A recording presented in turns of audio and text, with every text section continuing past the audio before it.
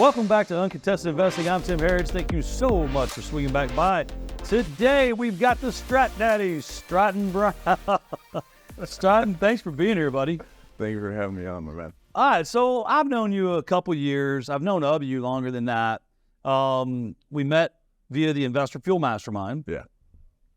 You're like the most quiet yet confident person I've met in the industry. Like you're like, yeah, man. Yeah, but I'll tell you what you do.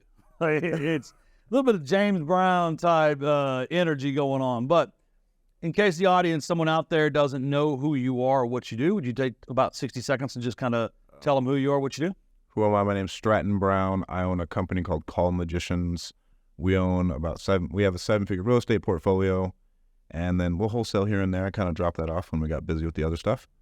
And that's what I do. And what's Call Magicians? Call Magicians is a VA staffing company that helps real estate investors scale virtually. And we can go and find really any position you're looking for, from like operations. Right now in one of our companies, we've been fulfilling sales reps from down in Colombia, like really anything you need. And on the lower third, anyone watching the online, it says Deal Champs. What's that? Deal Champs is a podcast of my two good friends, Jason Rogers and Dean Pritchard. They're here today. And that is a podcast where Wait. You said Jason Rogers and Dean Did Pritchard. Mark that. We're going to use that against Stratton. He meant Jason Pritchard and Dean and Dino and Dino. So I call him Captain America and the Captain of Hair. That's pretty good. Right? Dean is Captain America. You can, but blue eyes, buff as shit. Right? Yeah. That's Captain America. Doesn't cuss. Doesn't drink, doesn't cost. Doesn't do anything. Got 5 kids. I mean, come on, bro. That's Captain America. And then Jason is the master of hair. If you guys see his episode, he's got that silver streak going on it. It's all glistening today. We'll call him the Jimmy Johnson of real estate. Like back in the 90s, the guy, like, that perfect hair. All right, cool. So the first segment every week is called the bottom line up front. So attention deficit society, people don't listen or their phone rings, they forget to tune back in. I like to give value. So up to 2 minutes, I want you to just look into the camera, tell the audience the most important things you're seeing in today's market, things you think people should be doing, things you think they should be avoiding. Just pour into them, almost the clip notes of what we'll talk about for the next half hour. All right. You understand? Yes. I'm excited. Go.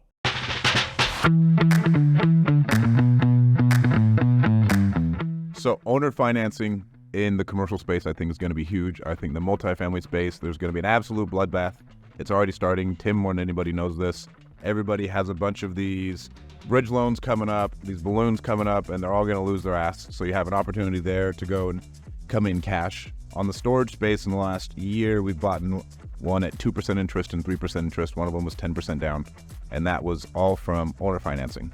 And then another one, I think, is we're going to have a wave of pre-foreclosures. And what we're going to be starting doing is we want to wrap them. And then I got this from Eric Sage. I want to start selling off third position notes. I didn't even know that was possible. And I think that's going to be a really, really big opportunity to cover your entry fees. Let's say if you wrap it, you take your down payment of 20 grand, and then you have your wrap mortgage, then you split that up, then you have your third position. You can sell that third position on the market and then still capture a bunch of cash. And from what I know, you can take that as a loss if you sell it at 80%. As a tax write-off. I think that is going to be absolutely massive in the coming, we don't really have a lot of time, right? It's probably 18 months, but in those 18 months, you're going to have a massive opportunity to capture those single families, multifamily space. And then even if you're approaching these sellers and they aren't reasonable, you can't even give them the prices that they want. So go owner financing and really go for those great interest rates and that good debt and for the lower down payments. I'm not a very big expert on multifamily, but I know insurance rates are crazy too. And so you can just load up on them like, hey, insurance rates don't work, interest rates don't work. You got to work with me, and you can get into some really great deals that way. Okay, so I agree and disagree.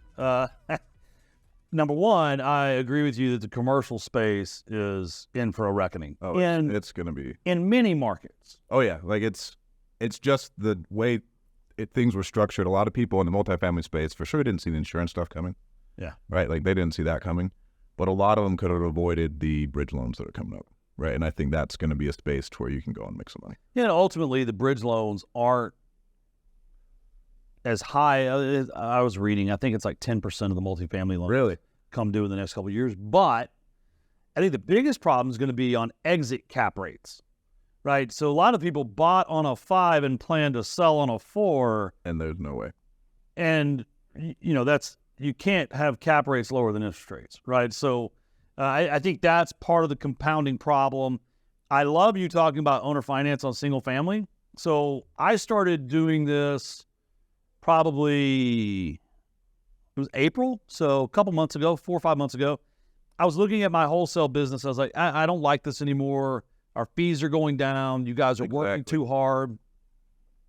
I said, find me a clean house. So they found me a really clean house that needed cosmetics if you were going to flip it, but it was move-in ready. I mean, there was an old man or woman, I can't remember, living there already. Like, it was move-in ready for someone that's a little handy. And so what we did, it's if you've ever read, Eddie Speed wrote a book called Streetwise Seller Financing. He wrote it like 20-something years ago. Best book there is on owner financing. Go read it. But one of the concepts he talks about is called split notes. So what we do right now, and we're doing 1 or 2 a month, and now I've got realtors and people bringing them to me, so I'm not even advertising. You take the house, like I'll use this most recent deal. We bought it for $175. It had a solid ARV of $300 if you spent like 60 or 70 grand fixing it up. Okay. Which meant it was worth about $250 as is, like to a owner occupant. So we offered it up at $250 as is, got 10% down, and 12% interest on a 30-year note. Hell yeah. But then that 90% we were financing, so right at $225, we split it up into 2 notes, a first and a second, right? And so the first ends up being right at $175, our purchase price. The second's at $50. Well, we sold the $175 at closing for $170. So we did take a haircut there, but we got the 25 grand from over here to cover it. So you sold your first position, not your second position? Sold my first. Okay. So now I'm in this deal literally with no money because we paid cash for the house. We didn't do like some 2-owner finance or whatever to buy it. And that's my model. I like to get the seller out of the way. Okay. Mine was taking it over sub 2. I like to own the whole thing. That way I don't have to worry about problem with sub 2. No, people don't talk about that person has a tax issue. They have a bankruptcy. A lot of stuff can pop up. A lot of stuff can come back and bite the end buyer. So I don't like that strategy. And ultimately, it's illegal. So coming from the man who's with the bank. There's that. But no, you sell these first.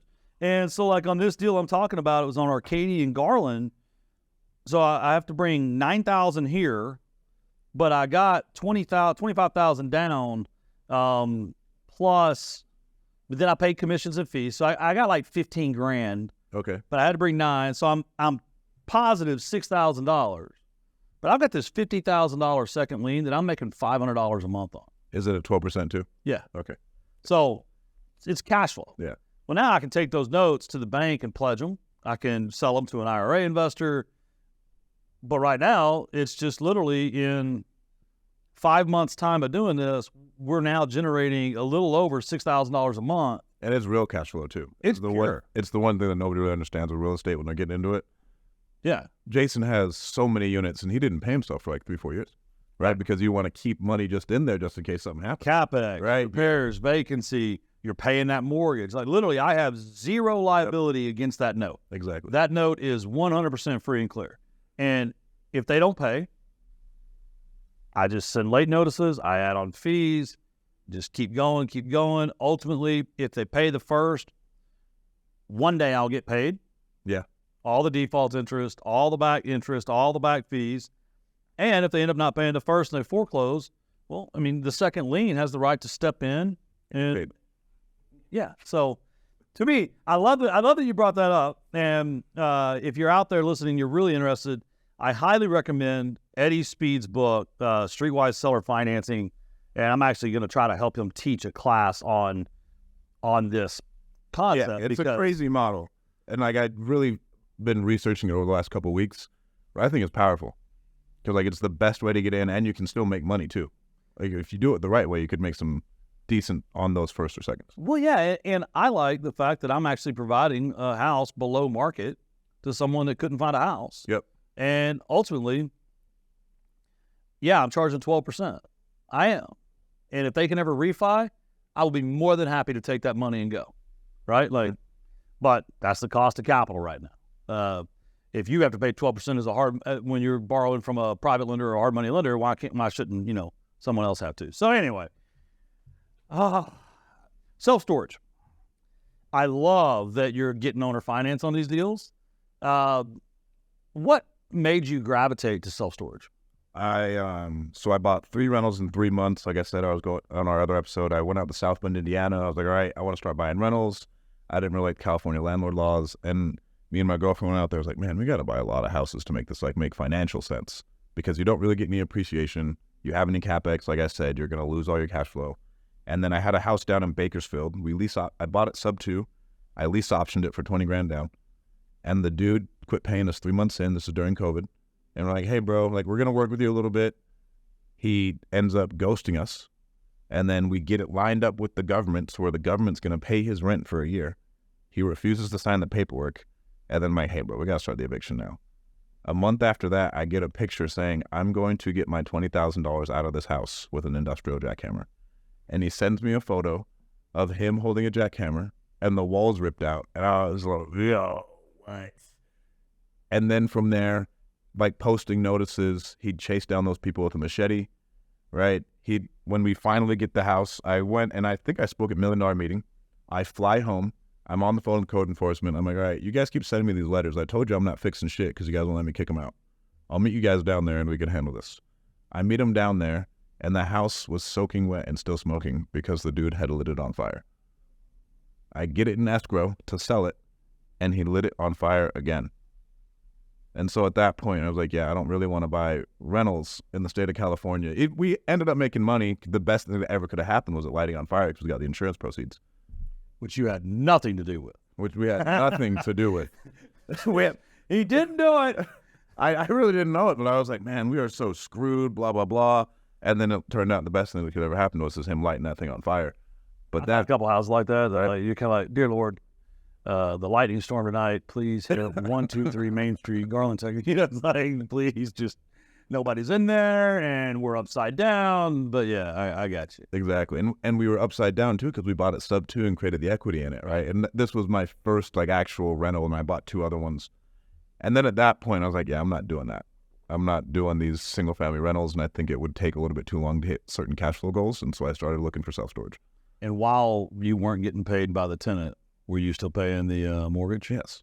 So, right, well, you told a person you're going to. That's the problem with sub 2, right? You have no control. You're ethically bound to do this. And so, I mean, it was probably any property that you can't get control of. That's why I love to invest in the great state of Texas, where I can kick you out in 3 weeks. Right. And it's like, that's nice. Bye-bye. No pay, no stay. Sorry. It's just too high. All right. So self-storage, you don't have to deal with the world's worst tenant.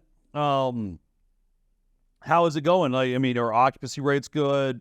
Occupancy rates on one of them are good. One thing that I learned over time, I was only marketing to the West Coast, right? Because I was like, I don't want to hop on an airplane and have to go all the way across the country, right, to go look at another facility unless we're going to, again, buy a lot. And so I was only marketing the West Coast, but there's 8 times more storage facilities on the east side of Colorado. Okay. Right, and so it's really slim pickings over there. Now we're starting to market nationwide for these things. But so that's what took us forever to get them. Our occupancy rate on one of them, like I said on the last one, is amazing.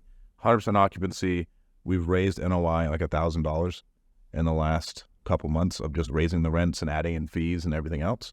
And then with the other one, we bought that, 20% occupied. So that one's a really heavy value add. But when I bought it, I was like, all right, I don't want any payments for the first 9 months. We're buying it on 2% interest. And I was going to give him $400,000 down. I only gave him $300,000 down. And I was going to go $400,000 down, 1% interest. But then after seeing the rehab scope, I was like, bro, I'm going to need to take that off because I got to throw that into the deal. Right. And then we bought it at 900, and when it stabilized, it'll be worth 1.8. Nice. I've just been getting that thing leased up, and this is the learning curve of storage, right? It's a retail business, and so it's been a shithole for, let's say, 20 years. You got to repaint that. I was like, yeah, I don't think we need to paint it, bro. It looks nice. And then we were having a problem leasing it up. And I was like, Jesus, all right. And then I was like, do we really need a fence? And this is one thing that I will tell everybody. all sellers are liars even if they're going to carry the note for you. He was like, yeah, we don't have any break-in problems. Bro. The other day, I had a dude break into this facility midday. Like, we have him on camera and everything, filed a police report, they'll go get him. And so, like, it's been, like, bottom of the barrel forever. And so now it's really turning around the image of that to get it leased up again. I'd say that was the biggest issue of, like, we'll have a new fence, repaint it, we've replaced all the doors, and then we're leasing up about 3 a month now, which is pretty solid. But it was a little bit more of a learning curve, like just like everything, right? So I find that super interesting. Like, what are some other learning curves that you've experienced in the self-storage game? Obviously, make sure you have a good lease-up plan, a good reno plan. I would, if going back, knowing what I know, I would have told them I don't want any payments for 18 months. A little ramp-up period. Yeah, I would have been like, because I thought 9 months was enough. But then, I mean, there was a big, in the West Coast, there was a lot of snow last year. I couldn't do any construction for like 5 months because there was so much snow. Oh, there was a ton. There's a ton, right? And so I didn't plan for that, right? And all stuff goes south in deals all the time. But I would say I would have, when I talked to him, I would have planned for the worst because he told us there was 30% occupied, there was 20% occupied, right? And then he said there's no break-in problems, and then there was break-in problems. And so I would have negotiated way deeper on the down payment. I would have negotiated way deeper on the term of I'm not making any payments just to get that thing really stable. Because I thought like we could lease it up a lot faster and reach our goals, but we syndicated this. And so when I raised the money, I told the investors we wouldn't even get payouts for 2 years anyways. So like I'm not worried about it. But that is what is another big learning curve in that. What about marketing? Like, I mean, I see people talking about you got to put a banner on the road. You got to have like the 1 month free. Yeah, that one's been kind of a learning curve. We've had to put a banner on the road. We have been doing the 1 month free. I'm a student of the game. Like, so Google My Business. All right, this is a huge one. It took us 6 months to get our Google My Business set up. Really? It was impossible. Because like they wanted us to show them an office and video call them. Then we go up there, and then they said, well, we don't do video call verification anymore. And we're like, what? And so like it was a bunch of back and forth for 6 months. And if you don't have a Google My Business, you can't lease. Like essentially. No, like everything is driven through Google traffic. Right. Another thing is don't bring like a company called Sparefoot into your marketplace if it's not there. They're really big, just SEO lead generation. Why have I heard of them? They're huge, dude. Yeah. They're huge. Like to where they help a bunch of different people lease up their buildings. And then I think they take like the first month's rent or something for the lead. And then, so like luckily we didn't do it, but we were kind of getting desperate and like worried because I was like, man, why isn't this thing leasing up? And then I called one of my friends like, bro, do not bring them into your market. So that was a big one. Tertiary markets are harder than I thought they would be. It's in a tertiary market. That one is primarily supplied by the prison, which is good. But then like, man. Wait. The market's supplied by the prison or the self-storage? Like that's where most of the jobs come from. Okay. Right? Like that's where most of the jobs come from. But then we only had one good electrician and his ass wouldn't answer the phone sometimes, right? And like I'm like, hey, I need these sconces in. I've been waiting forever, and then I can't go to anybody else, or I have to go up there and do it myself. And so that's been a really, really big learning curve to where I thought it was big enough. It has like a Walmart. There's all sorts of all the things I look for as far as how big the city was. But then to get someone who was actually reliable, like I'm not in Dallas where I can't just reach out to Tim, like, Tim, this dude is a piece of shit. Like, do you have a guy? He's like, yeah, I got a guy. I can't. I always got a guy. I know everyone. That's my goal. I want to come back after the break and talk about what you were talking about, the things you look for. Like you mentioned the Walmart. Like I find that very interesting. I've got some thoughts on that too. So stick around. We'll be right back. At RCN Capital, we know that time is money. With our competitive rates and quick turnaround time, you can receive funding in as little as 10 days. We offer flexible payment plans to relieve the pressure of repayment process. Our team is experienced in making sure that you choose a loan that will suit you best. Get on the phone with the loan officer today by emailing info@rcncapital.com or clicking the link in our bio. Welcome back to Uncontested Investing. I'm still here with Strat Daddy and Stratton. In the last segment, we were talking and you said it had a Walmart, which is one of the things I look for. What else do you look for when you're trying to evaluate like a secondary or tertiary market? I was looking for just like growth in the market, right? Like, is it growing? Is it going down? And so one of the things, they shut down one of the prisons, but I wasn't worried because it was still growing up on the growth trend. And then I'm looking for foot traffic. So it's on a major road in the area. And so like there's so many people that drive by and breweries across the street. That's another thing I'm looking for. And then like I'm doing research on all the other rents in the area too. And then you want to see, like how I was talking about earlier, how much other storage is going up in the area, because you really might cannibalize yourself. And I got that from Bratz, because I was talking to Bratz about it. It's like, bro, we've seen it to where like everybody just doesn't know that everybody's building, and then it just eats away all the rates, and then it's worthless, right? And so that is another thing that we're looking for, is like, hey, is there anyone else really building here, and is there room for expansion? Because like if there is let's say if we buy some with land and there's room for expansion, that's awesome. But if there's a bunch of other people still building, is it really worth your time to do so? So my personal belief on self-storage, and I could be completely wrong, is it got way too hot way fast. And I think some people really got lucky that they got in 4 or 5 years ago. Oh, and they made a killing. They slayed it. But when you really look at there's a reason very large institutions have already sold off their portfolios. And I think small markets, you'll be fine. The big markets, Dallas with these skyscraper storage units, that's going to be tough. Well, because in a recession, all of a sudden, it makes more sense to bring your crap home to the garage than keep paying $400, $500, $600 a month for the air-conditioned thing in the cube, right? Nothing against cube. I'm not like, just I think the most recent one I saw.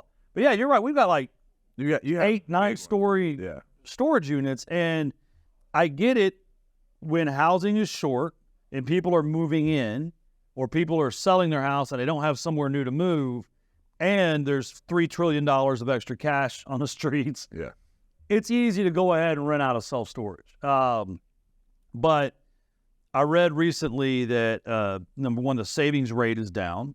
The average cash balance in bank accounts is down. 401k withdrawals are up. Greg Herline, the owner of Horizon Trust, was on the show in August, and he said it's been alarming to him the number of people, I'm not sure he used the word alarming, I don't want to misquote him, but he said he's noticed for sure the number of people either liquidating their accounts and going to all cash, or taking the cash out and paying penalties out of their IRAs. And so when I look at consumer discretionary spending, the last thing you want is stuff to be paying for. Extra stuff you don't need, which is why food, water, shelter, right? Like, gotta pay for that. So it's going to be interesting. I think in the smaller markets you'll be fine, but I definitely see what Bratz was talking about. If you get too many people build and they're not paying attention to what each other are doing, you can get upside down really quick, because it's still a cap rate play, right? Like if you're planning on exiting, you're going to be sensitive on your net operating income and interest rates. Yep. And both of which seem very sketchy going into 2024. But for me, I just don't want to have to deal with tenants, right? And if I know how to find good deals and I can negotiate good deals, I feel very confident. Like, all right, so just, again, adjust for the margin of error that you need to when you're buying these things. But see, that's smart, though. It's not like I'm sitting here saying I think self-storage is going to be dead or whatever the big marketers say. But I've seen some of these syndications where... but syndications everywhere. There's... No, but I'm not talking about your syndication. I'm talking about someone specific. I don't want to say their name. Like, you see they fly to this other town in the Midwest somewhere, and they've bought this $10 million self-storage thing that they've never done, but they're insta-famous, so they raise millions, and I'm over here like, you even know what you're doing? Like, that's what I'm saying. Look, you're a student, and you told your investors expect nothing for 2 years. You know how many syndicators say that? None. Right. Well, you have to be real. Well, but you've got experience in a track record. So this isn't a fad for you. This is a lifestyle investment, and it's like you said, you've adjusted for the margin of error. Like if you're a lender, you have to adjust for defaults, right? Like when you're building out your corporate model, you have to. There has to be that. Yeah, it just happens. the husband-wife team and the wife gets cancer. That's a default. Like they're not gonna pay their bill. They're done, right? Husband-wife team. Husband has a heart attack. Yep, you're taking that one back. I mean, it just is what it is. So I like to hear that you're doing that. I want to flip a little bit to Deal Champs and what you're doing with Jason Rogers and Dean Pritchard.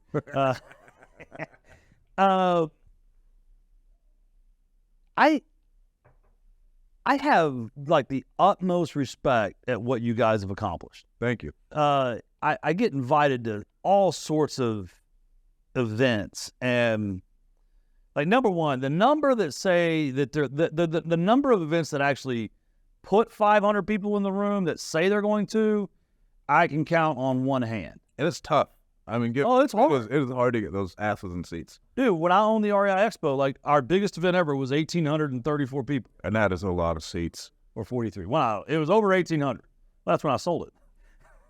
I mean, we just had the biggest event ever. Yeah, it's for sale. But no, I mean, it is hard, and it's hard to make people happy. Yeah. It's even more difficult to get them to come back. Yeah. Like, because you've got to under-promise, over-deliver, and then add additional content and value to give them a reason to come back. And I'm just impressed at what you guys are doing, because not only are you growing, not only are you turning out very large crowds, you're also able to change the lineup to where it's interesting to come back. And you're also not recruiting a bunch of tire kickers. Like, there's real people in the audience. Yeah, we try to. I mean, there's obviously going to be tire kickers. Always. We try to, a lot of our people who've like followed us and like support us in our market, like they've known us for years, right? So they come and they know that way we want to bring hitters so they can get value and they can come then and waste their time. Right. I mean, 2 days of your life is 2 days of your life. You could be your son's football game. You could be on anniversary. It could be Mother's Day, right? It could be whatever it is. Or Thanksgiving. All these dates and you hold events. But now I want to talk about that too, because it's not 2 days of your life, man. Like all the planning and all the lineups. I was talking for the people coming. Like, like for the people coming, like we want to respect their time and their money. Right. Right. That's why we try and bring in the best speakers, try and give as much value as possible. But then for us, bro, that is this time we'll actually have people like helping us like set it up, because Dean is probably the only organized one out of me, Jason and Dean. I see that. Right, Dean is buttoned up, Captain America. Me and Jason are like fly by the seat of our pants. Let's go make some money. You're all Cali people. I had to make them change clothes last night for dinner. I was like, no, man, we can't go eat at D. Lincoln Prime Steakhouse in shorts and a tank top. You know, it's like, that's just, I get it. You can do that in L.A., but like, we don't do that here. I mean, I want to talk to somebody else. You just said, they've known me for a long time in my market, or something to that effect. How important has your reputation in the same market been to your success and growth in this industry? Oh, it's been huge, dude. It's because then I got started off, and this is probably the best thing that I ever did for my own reputation, is I worked for one of the largest investors in town for about 1.5 years and ended up running like a lot of his day-to-day. And then I broke off on my own. But then I had all the credibility from working for him. And I left on good terms. He's still a mentor of mine and everything else. And then after that, like we've been in the market and I've been hosting meetups and showing people what to do. And so people can trust me, right? If I need to raise money, or Jason needs to raise money, or Dean needs to raise money, like people know that we do what we say we're going to do. And they've seen the track record over time, right? Because we have our VA company, and it started off and we just serviced people in my market. And it grew pretty large just from that. But again, I do what I say I'm going to do, and that's been huge.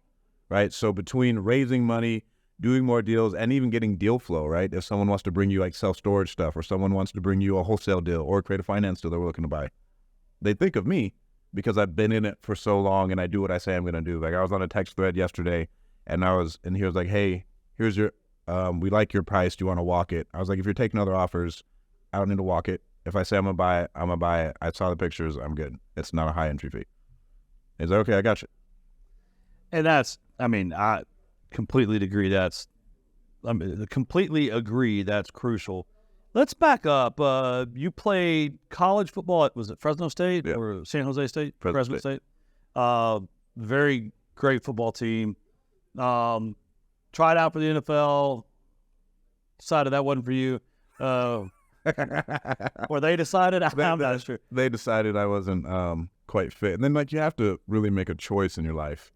And I was like, at that point in time, I had like my newborn son on the way. I was like, do I want to try this for another year to get a shot? Or do I want to start a career? And my whole goal was just to make like $100,000 a year. Right. And so after you decide to leave football, what was your first job after that?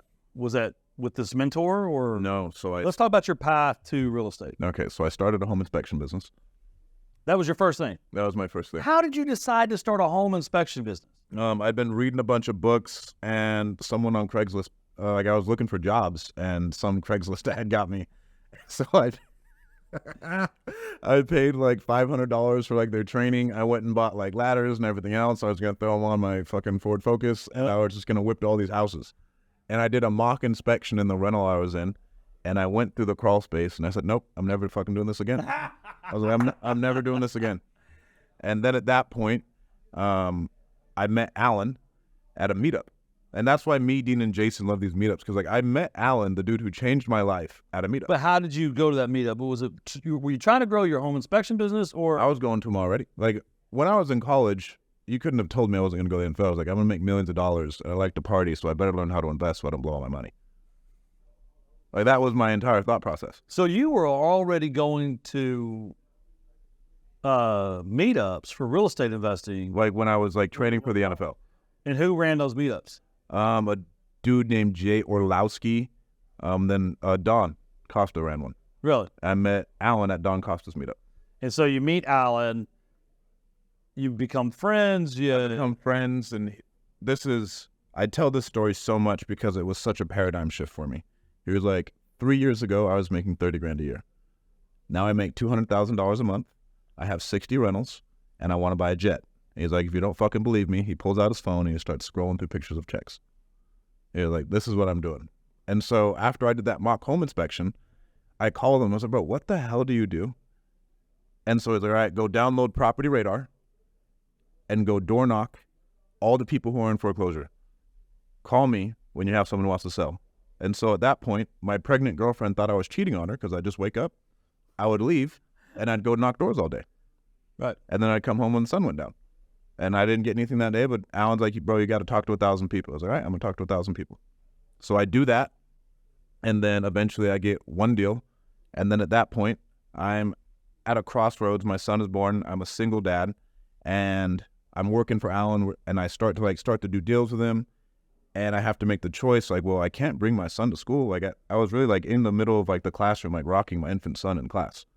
Like, trying not to get him to cry in, like, my communications class. I was like, well, I can either do this, or I can work with Alan. He doesn't care if I bring my son to work.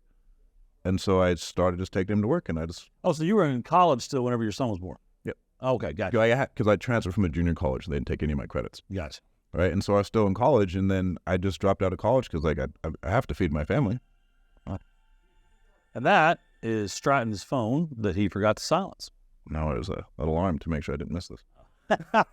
All right, so cool. So your turning point, my marketing team recently told me that every guest I have ends up having a turning point. Your turning point was, I have to take care of my son. This guy seems like he's got what I want. And I mean, was that the turning point? Like, what was the turning point? The turning point was I needed to like actually feed my family, and I needed to work, and I couldn't work at school, but I could go work and I could take my son with me, and so that's what I did. And like I was with my son and Alan every day for like a year and a half. And you burned the boats. And I burned the boats. And I was like, this is what we have to do if we want to make any money. And when I went to him, I was like, Alan, I don't want to work for you forever. I want to be you. I was like, okay. And so that's how that all got started. And we ended up like building an in-house call center with a bunch of Okies, a bunch of people with no teeth just banging the phones. And this is back, 2018? And then eventually in like 2019, I broke off on my own. So I'd say this a lot on this show. I tell my kids, like, you want to be where I am. You don't necessarily want to go do what I did, right? Because same thing. I get out of the Marine Corps. I started a job. I'm a project manager. I'm the door-to-door salesman. I'm a life insurance salesman. Finally find a real estate guy, and all I do is like go around and clean up trash at his houses for the first year. Like, so many people listening don't realize what it has taken for most of us to be successful in this industry. People want to be successful. They don't want to do what it takes to be successful. Yeah, because they want to skip the grind without. They want to get out of the rat race without like ever getting in the rat race. Well, and then they think, this bugs me so much when people say, I have a full-time W-2, I have no time. Like, you think you're going to have time like when you start a business? I know you were going from these 3 podcasts and you're going to do a bunch of other shit. Then you're going to go do something with your son. Then you're probably going to be on a call at 9 o'clock at night handling something. Like, you need to switch that if you're trying to leave your W-2 because it's just not that way. Like, time is just how efficient are you? Because when you're in the business, bro, it's all. I mean, I flew out at 11:50 from Ontario to make it here in the morning. PM. Yeah. PM. Not 11:50 a.m. PM. You landed at the hotel at 5 and you were so tired, you were like, yeah, you told our driver, like, yeah, just come back in 3 hours. Yeah, and so I got a hotel room in the hotel, and then In the airport. And then I'm leaving here to go to another private mastermind at like 12:30.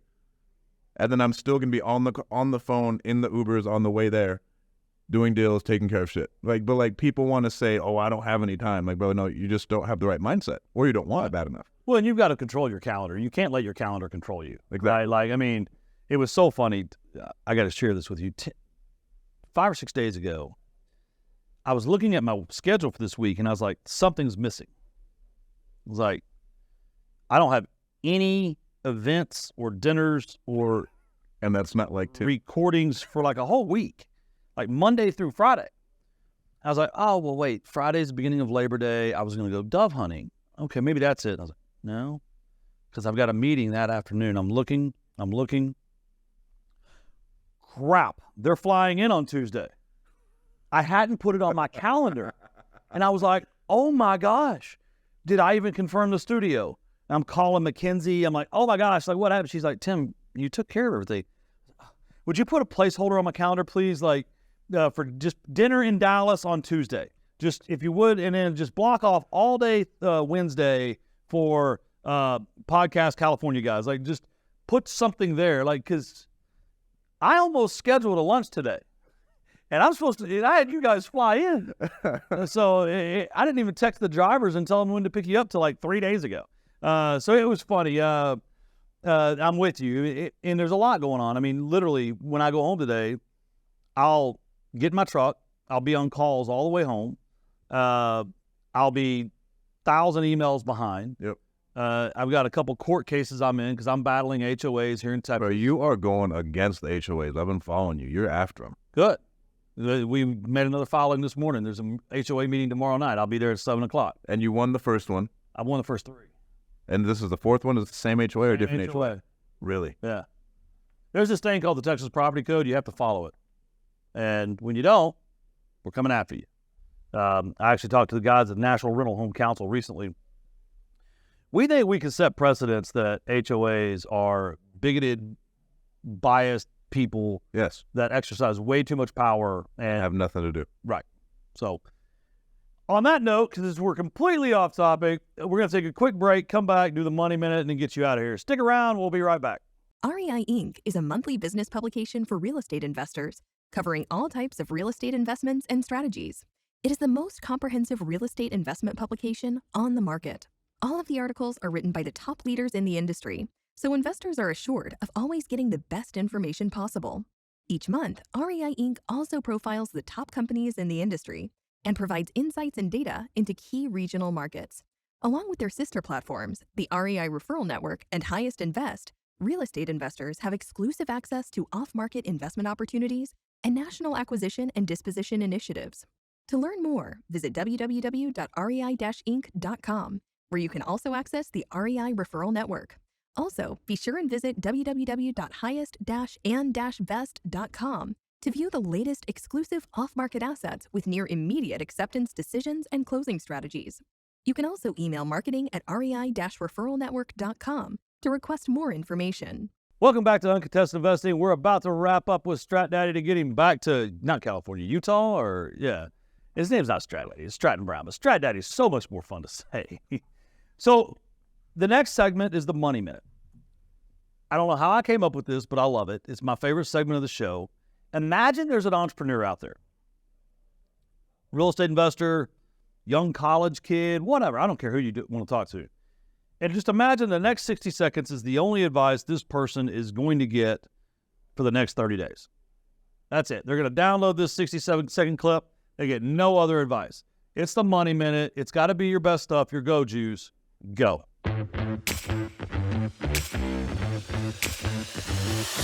When you enter this game, you're going to be entering a world where people have spent years doing this. And so the only thing that's going to separate you is your hard work and your dedication. The majority of people around you are going to give up, and they are not going to develop their skills. They're not okay with failure. They're not okay with getting their face kicked in every day. If you want to truly succeed and build something that's special and actually have financial freedom, I'm not talking about making like $100,000 a year. I'm talking about making enough money to where you and your family are actually set up. You have to grind your fucking face off, and you have to develop the skills that it takes to get there, right? And so when I'm grinding my face off, I'm developing my sales skills, my leadership skills, my marketing skills. Those are the 3 skills you are going to need to be successful in any capacity in any business. If you can not give up and work really, really hard for 10 years, you're going to start to build something decent. But you cannot give up, and you have to be so good, no one can fucking ignore you. Like, you are just so talented, and you've put in so much work, and your skill set is so vast that people can't ignore you. Because in the social media world, everything else, there's lots of glitz, there's lots of glamour. If you are just an absolute killer of a human, no one can take away your skill set. You'll lose everything, but you already have the skill set. You can build it back up again, and then you can show that skill set to other people and keep growing your businesses.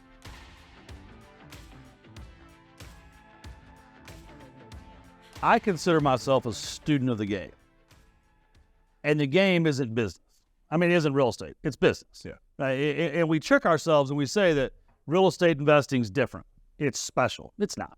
Right? It's prospecting, lead generation, lead conversion, client fulfillment, reactivation, prospecting, lead generation. Like it's an assembly line.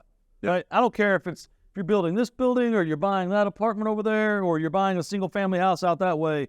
It's the same, right? You get the widget, you improve the widget, you sell the widget, you make money off the widget, and then you got to go get another widget, right? Like, I mean, it just is what it is. And so you're done making widgets and you're ready to retire. Yep.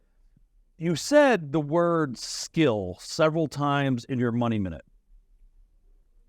As a former athlete that played at the highest level, less than 2% that ever played the game of football get to play where you played.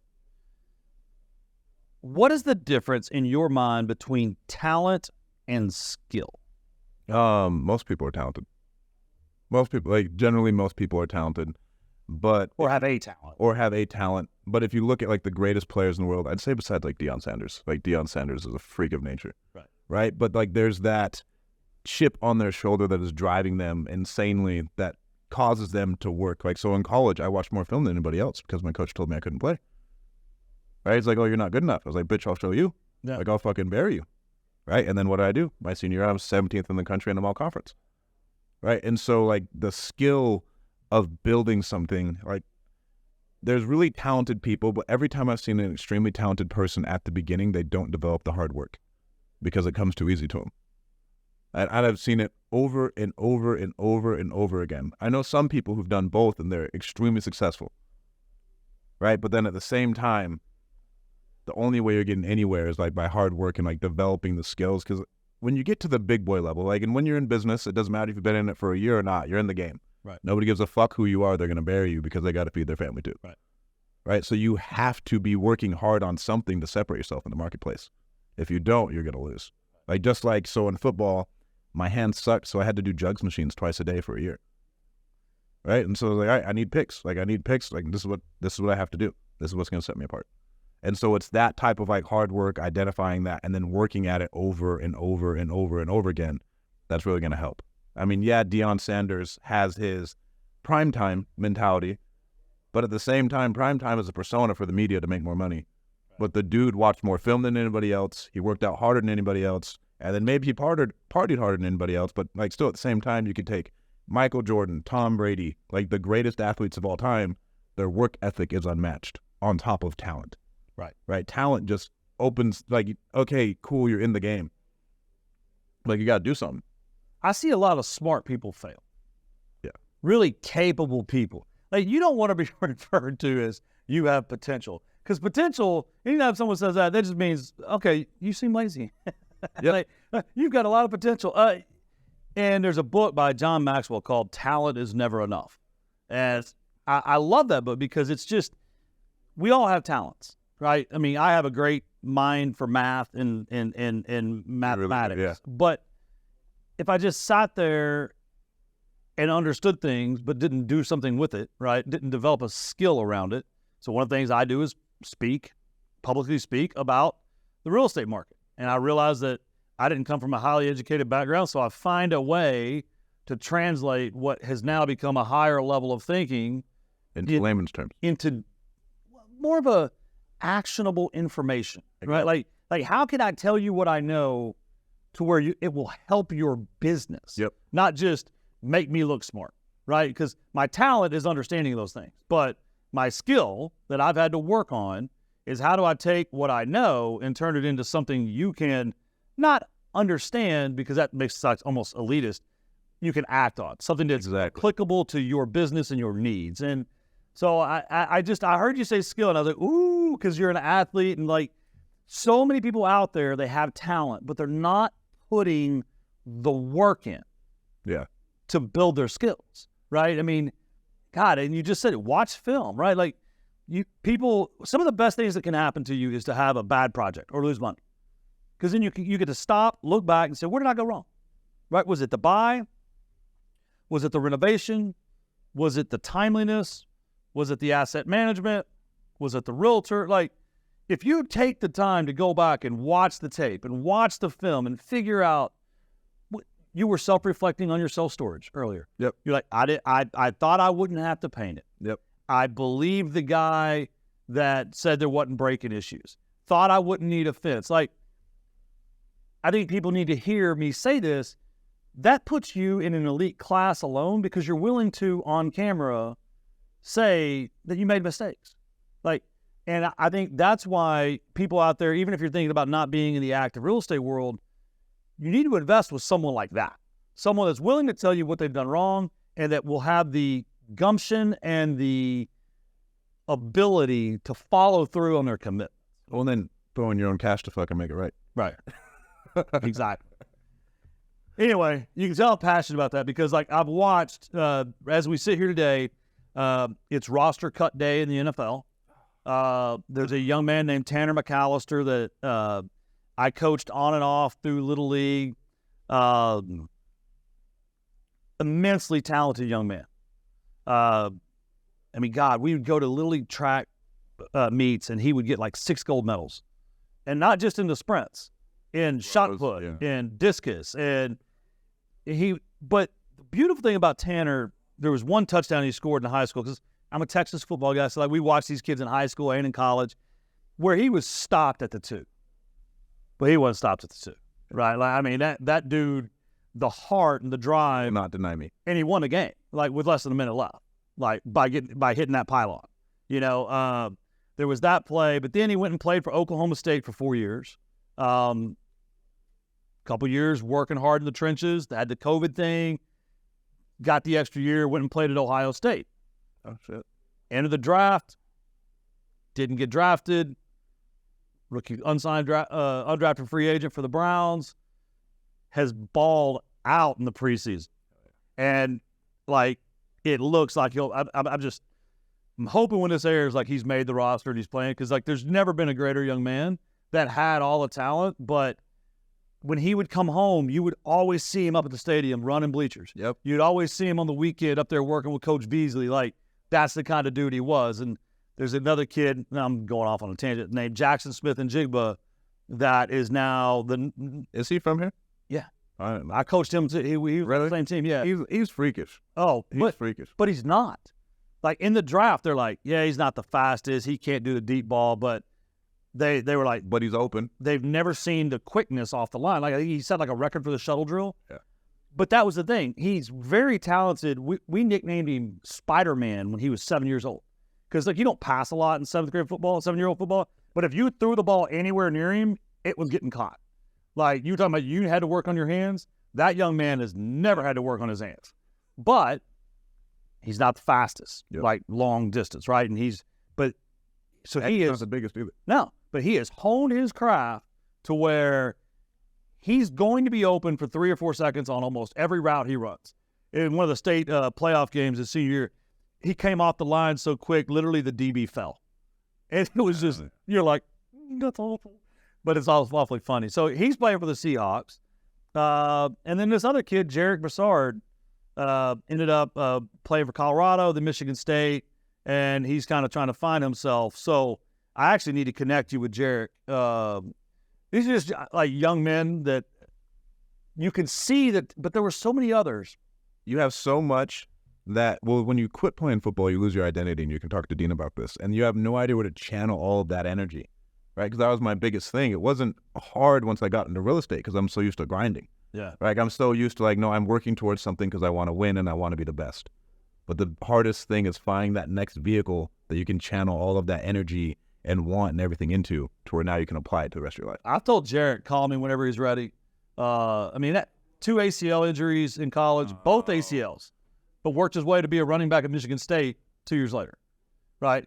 Pac-12 offensive MVP 1 year. After 2 ACLs. Yeah, that's badass.